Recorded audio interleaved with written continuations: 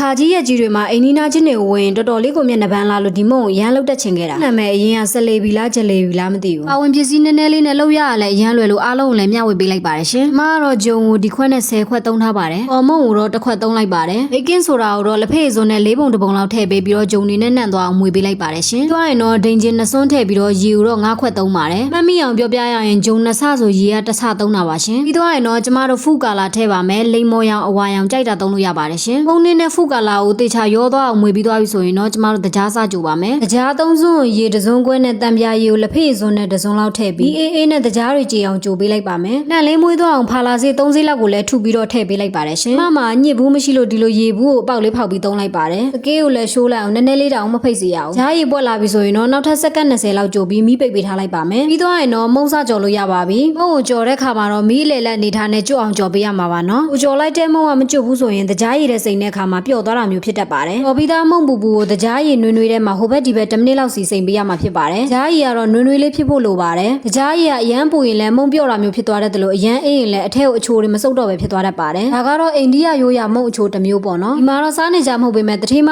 သူ့အမေရွာပဲရောက်ရင်လက်စွမ်းပြပေးပါအောင်နဲ့အချိုအီးနဲ့အယောင်ဆင်းရလဲပြောစရာမရှိအောင်လာတဲ့အိန္ဒိယရိုးရာအချိုမုံကစားဖို့ဆင်သင့်ဖြစ်ပါပြီလို့ရတာလည်းလွယ်တာမို့လို့အိမ်မှာပဲလှုပ်ရှားကြည့်လိုက်ပါရှင်ကျေးဇူးပါရှင်ဘိုင်ဘိုင်